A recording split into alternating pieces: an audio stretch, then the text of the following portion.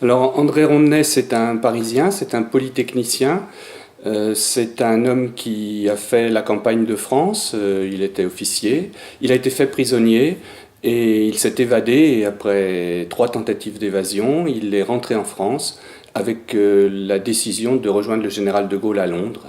Comme les hommes étaient rares et que ceux qui étaient des hommes de valeur étaient souvent très vite arrêtés, il va effectivement cumuler les missions parce que souvent on lui en confie une quand il n'a pas terminé la précédente.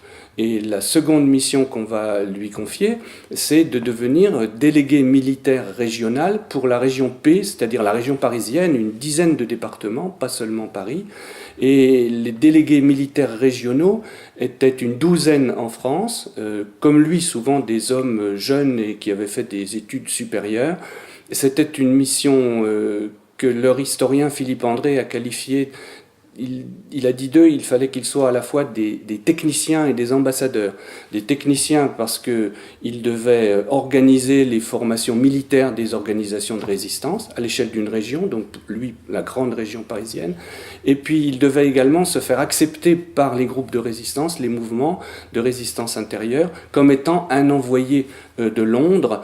Et pour cela, il devait faire preuve de beaucoup de diplomatie, parce que la résistance intérieure avait des relations pas toujours très faciles avec la résistance londonienne. Il était très recherché par les polices allemandes et à ce moment-là, le débarquement se préparait et on lui a demandé de gagner une région qui ne soit pas trop loin de la région parisienne, mais qui soit une région où où il y aurait des maquis. L'expression qu'utilise Londres est une région genre maquis, ce qui est un petit peu curieux.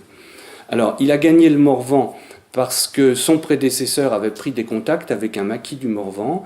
Et le Morvan, à l'époque, disons en juin 1944, puisqu'il va arriver le 7 juin 1944, c'est un massif de moyenne montagne, très boisé, très dépeuplé. Il y a eu un très fort exode rural, où il y a beaucoup de hameaux, où il y a beaucoup de fermes isolées et de ruines de fermes et de granges, des petites routes difficiles à pratiquer, des sentiers. Il y fait froid l'hiver, il y pleut beaucoup.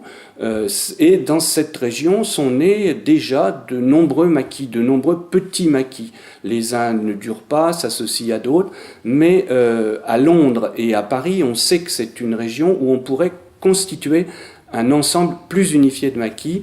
La multiplication de ces contacts l'ont mis presque obligatoirement un jour ou l'autre en contact avec des gens douteux, et en particulier là, en l'occurrence, avec un agent double particulièrement dangereux, en la personne d'Henri Dupré, qui était un agent de l'Abwehr et qui était assez manipulateur et assez fin pour s'implanter dans la résistance et avoir dans la résistance, dans une organisation de résistance, puis dans les FFI de Lyon, une position extrêmement importante. Il est arrêté, il est interrogé, vraisemblablement torturé, mais pas immédiatement. Il parle, c'est-à-dire qu'il donne un certain nombre de renseignements dont il sait qu'ils sont faux, le temps que les Allemands les vérifient.